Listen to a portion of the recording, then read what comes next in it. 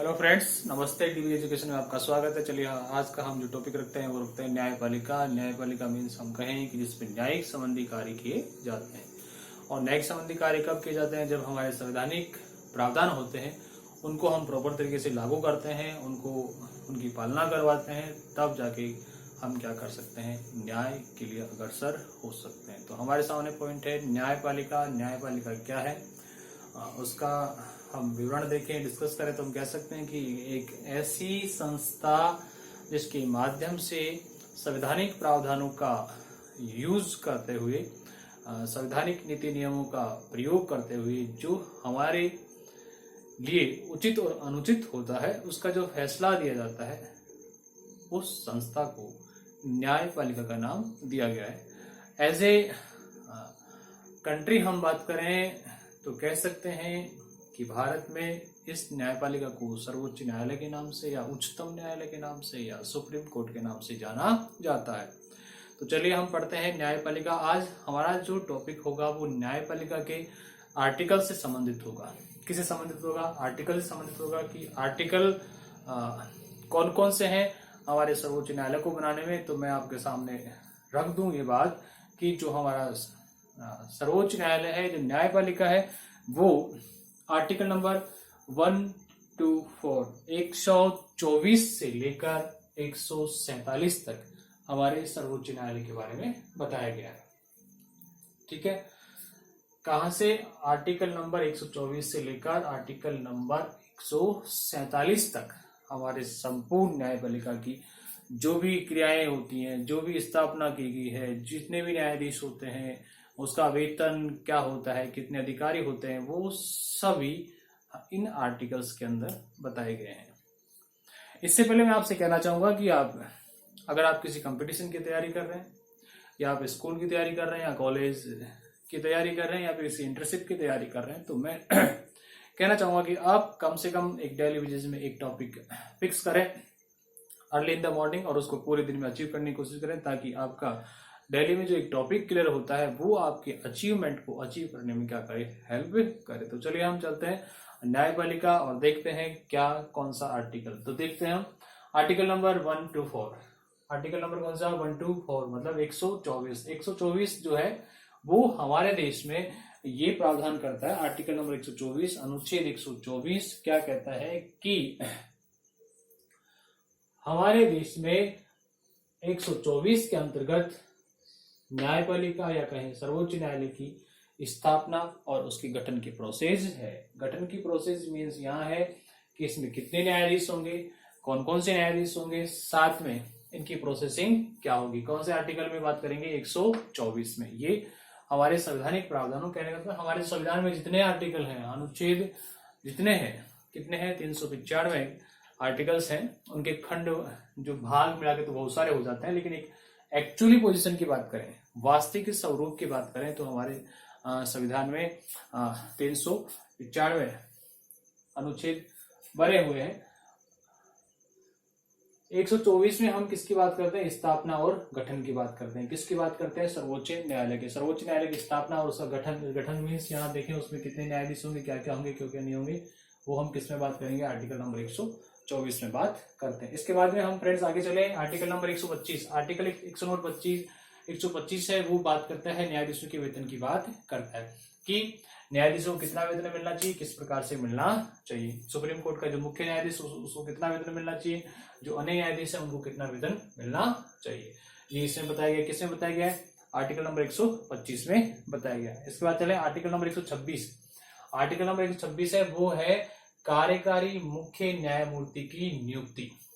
Executive chief जज, जिसे हम सीजीआई कहते हैं, सीजे कहते हैं, चीफ जस्टिस कहते हैं, चीफ जज कहते हैं, उसकी नियुक्ति की प्रोसेस किसमें की है? 126 में की गई है। ठीक है, यहाँ तक क्लियर है। आगे चलते हैं 127 में। हमने ये पॉइंट क्लियर ये कर लिया। अब हम बात करें 127 की। आर्टिकल नंबर 127 में दिया गया तदर्थ न्यायाधीशों की नियुक्ति। तदर्थ न्यायाधीशों की नियुक्ति उस समय किए गए जो न्यायाधीश होते हैं उनकी नियुक्ति की प्रोसेस जो होती है वो किसमें की जाती है? 127 में की जाती है। फिर 128 की बात कर लें तो 128 में दिया गया है कि उच्चतम न्यायालय की बैठकें होती हैं, उच्चतम न्यायालय की जो असेंबली होती है, सभाएं होती हैं, उन सभाओं में किसकी उपस्थिति को बताया गया है? सेवानिवृत्त न्यायाधीशों की उपस्थिति के बारे में कहा गया है कि आर्टिकल 128 कहता है कि जब भी सर्वोच्च न्यायालय की बैठकें हो, सभा हो या असेंबली हो, तो इसमें किसकी उपस्थिति होना जरूरी है? सेवानिवृत्त न्यायाधीशों की उपस्थिति भी होना जरूरी है। इसके अकॉर्डिंग आप इनको बैठकों में शामिल कर सकते हैं। ठीक है, 28 की बात हो गई। हम बात करेंगे 129 की। 129 जो है वो क्या कहता है? अभिलेख न्यायालय। कहने का मतलब हमारा जो सर्वोच्च न्यायालय है वो क्या बन जाता है? 129 के अंतर्गत अभिलेख न्यायालय बने जाता है। अभिलेख न्यायालय मीन्स ये होता है कि उसके द्वारा जो भी फैसले लिए जाते हैं वो साक्ष्य के रूप में, एक प्रूफ के रूप में दूसरी जगह रखे जा सकते हैं। ठीक है ना, तो इसलिए इसे क्या नाम दिया गया? अभिलेख न्यायालय दिया गया। आर्टिकल नंबर 130, आर्टिकल नंबर 130 है, उसमें दिया गया उच्चतम न्यायालय का स्थान। कि उच्चतम न्यायालय का स्थान कौन सा है? तो हम कह सकते हैं उच्चतम न्यायालय का स्थान जो है वो कौन सा है? पहला है। न्यायपालिका में सर्वोच्च स्थान पर कौन सा रहता है? उच्च न्यायालय था, इसलिए इसे सुप्रीम कोर्ट भी कहा जाता है और क्या कहा जाता है? सर्वोच्च न्यायालय भी कहा जाता है। इसके बाद में हम बात करें आर्टिकल नंबर 131, 131 की। 131 की बात कर लें तो इसमें दिया गया है आरंभिक अधिकारिता, मतलब प्रारंभिक क्षेत्राधिकार क्या है? आरंभिक क्षेत्राधिकार क्या है? उसका अधिकार, उसका डिसीजन लेने का अधिकार भी किसके पास है? सर्वोच्च न्यायालय, न्यायपालिका के पास होता है। यहाँ तक क्लियर है फ्रेंड्स? इसके बाद में आर्टिकल नंबर 131 के जो जोड़ा गया था, मैंने अभी थोड़ी देर पहले कहा था आपको वीडियो के स्टार्टिंग में कि हमारे देश में जो अनुच्छेद हैं वो कितने हैं? 395 हैं, लेकिन उनमें खंड जोड़ के, पार्ट जोड़ के उसको बहुत ज्यादा कर गया, 465 जो अबव जा चुके हैं। तो इसी प्रकार ये भी जोड़ा गया था। ठीक है, तो इसको क्या कर दिया गया? वापस डिलीट कर दिया गया। इसके बाद में हम अनुच्छेद 132 की बात करें, अनुच्छेद 132 की बात कर लें तो इसमें दिया गया है कि उच्च न्यायालयों की अपील आप सीधे कहां कर सकते हैं? सर्वोच्च न्यायालय, सुप्रीम कोर्ट या उच्चतम न्यायालय में कर सकते हैं। किसकी अपील कर सकते हैं? उच्च न्यायालयों की अपील वहां कर सकते हैं। उच्च न्यायालय ने कोई फैसला दिया तो उसकी अपील आप डायरेक्ट कहां कर सकते हैं? सुप्रीम कोर्ट, सर्वोच्च न्यायालय या उच्चतम न्यायालय में इसकी अपील कर सकते हैं। इसके बाद में हम आर्टिकल नंबर पढ़े 133, 133 की बात कर लें तो इसमें बताया गया कि सिविल विषयों से संबंधित मामलों में अपीली अधिकारिता। सिविल विषय जो नागरिकों से संबंधित है, उन विषयों से संबंधित जितने मामले हैं उनमें अपील करने का अधिकार भी कहाँ है? सुप्रीम कोर्ट या सर्वोच्च न्यायालय में किया जा सकता है। ठीक है, इसके लिए अनुच्छेद 134 कै जोड़ा गया। अनुच्छेद 134 कै जोड़ा गया, तो अपील जहां कर रहे हैं उसके लिए प्रमाण पत्र का प्रावधान भी किया गया है। किसमें? 134 कै में। हमारे भारतीय संविधान के अनुच्छेद कौन से में? 134 कै में इस बात का ब्यौरा रखा गया, प्रावधान रखा गया है कि अपील के लिए आप प्रमाण पत्र दे सकते हैं या प्रमाण पत्र दिया जाता है। ठीक है, 135 की देखें तो इसमें देखा गया है कि संवैधानिक प्रावधानों के अधीन फेडरल न्यायालय की शक्तियों का प्रयोग सर्वोच्च न्यायालय कर सकता है। कहने का मतलब ये है फ्रेंड्स कि जब हमारा सुप्रीम कोर्ट अस्तित्व में नहीं आया था, सुप्रीम कोर्ट सामने नहीं आया था, तो उससे पहले कौन चलते थे? फेडरल न्यायालय चलते थे। तो इनके जितने पावर्स थे, इनके पास जितनी शक्तियां थी, वो सभी शक्तियों का प्रयोग कौन करने लगेगा? अब सर्वोच्च न्यायालय करने लगेगा। इस बात का प्रावधान किसमें किया गया है? आर्टिकल नंबर 135 में किया गया है। ठीक है ना, यहाँ तक क्लियर किया गया है। अब मैं चाहूंगा कि आप जो स्क्रीनशॉट लेना चाहें तो ले सकते हैं। आप स्क्रीनशॉट लेके आप इसको बार बार रिवाइज कर सकते हैं। आई थिंक आपको यहाँ तक समझ में आ गया होगा कि मैं आपको क्या समझाना चाह रहा हूँ। इसके बाद में हम बात कर लेंगे आगे, इसके बाद करेंगे आर्टिकल नंबर 136 की। किसकी बात करें? आर्टिकल नंबर 136 की बात करें तो ये कहता है उच्चतम न्यायालय विशेष इजाजत। उच्चतम न्यायालय विशेष इजाजत देने की बात भी करता है। किसी फैसले को लेकर उच्चतम न्यायालय फैसला ले सकता है कि इसको जो भी मामला है उसको कहाँ करें, आप हमारे पास भेज सकते हैं। इसके बाद में आर्टिकल नंबर 137, आर्टिकल नंबर 137 ये क्या है? निर्णयों का पुनर्विलोकन। निर्णयों का पुनर्विलोकन या आदेशों का पुनर्विलोकन। ठीक है ना, बस सुप्रीम कोर्ट ने जो आदेश दिए हैं, जो निर्णय दिए हैं, उनको वो क्या कर सकता है? समाप्त भी कर सकता है और उनको बदल भी सकता है। ऐसा प्रावधान किस में किया गया है? 137 में ऐसा प्रावधान किया गया है। फिर article number 138, article number 13 act में स्पष्ट लिखा गया है कि उच्चतम न्यायालय के जो अधिकार हैं उनमें क्या किया जा सकता है, उनमें क्या किया जा सकता है, वृद्धि की जा सकती है, उनको बढ़ाया जा सकता है। मतलब उसका अधिकार का क्षेत्र जो है उसमें प्रोसेसिंग की जाती है। आर्टिकल नंबर 139 ये हो गया। आर्टिकल नंबर 139 की हम बात कर रहे हैं तो इसमें रिट लगाने की शक्ति भी बताई गई है कि आप याचिका लगा सकते हैं सुप्रीम कोर्ट में किस अनुच्छेद का प्रयोग करते हुए, आर्टिकल नंबर 139 का प्रयोग करते हुए आप रिट लगा सकते हैं किसी भी मामले को लेकर। और 140 की बात करें, आर्टिकल नंबर 140 की बात करें हम फ्रेंड्स, तो इसमें दे रखा है कि सुप्रीम कोर्ट के पास आनुषंगिक शक्तियां होती हैं, सिमिलर जो पावर्स होती हैं वो भी किसके पास होती है, सर्वोच्च न्यायालय के पास होती हैं। इसमें ये प्रावधान किया गया है। फिर है सभी न्यायालयों पर विधि लागू होना, ये भी इंपॉर्टेंट है।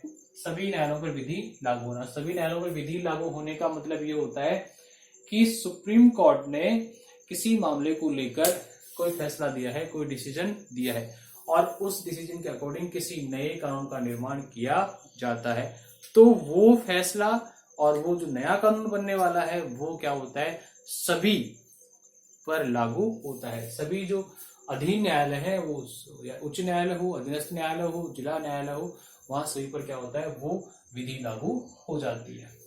फिर इसके बाद में अनुच्छेद 142, आर्टिकल नंबर 142 की बात कर लें तो इसमें दे रखा है कि डिक्रियों व आदेशों के प्रवर्तन के प्रकटीकरण पर आदेश, मतलब सरकार के द्वारा या किसी अन्य के द्वारा जो डिग्रियां होती है उनका प्रकटीकरण, भले उनको सामने रखा जाए, उनको हमारे सामने प्रस्तुत किया जाए, ऐसा आदेश भी कौन दे सकता है, हमारा सर्वोच्च न्यायालय दे सकता है। वो इस बात के लिए सबको कह सकता है ना। तो आप इस बात का ध्यान रख सकते हैं।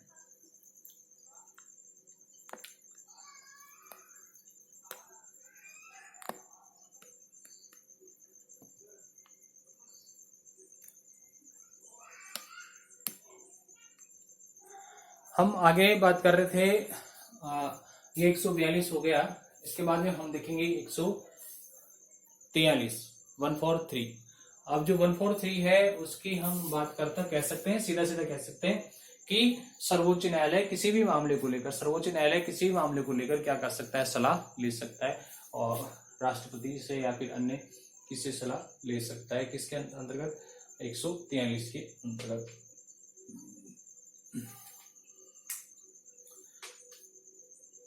फिर हम बात करते हैं 144। 144 जो है वो कहता है सिविल प्राधिकरणों द्वारा सहायता, किसी भी मामले को लेकर सुप्रीम कोर्ट की सहायता के लिए जो सिविल प्राधिकरण होते हैं, जो अथॉरिटीज होती हैं, वो उनकी सहायता के लिए आगे आ सकती है। ऐसा प्रावधान किया गया है आर्टिकल नंबर 144 में।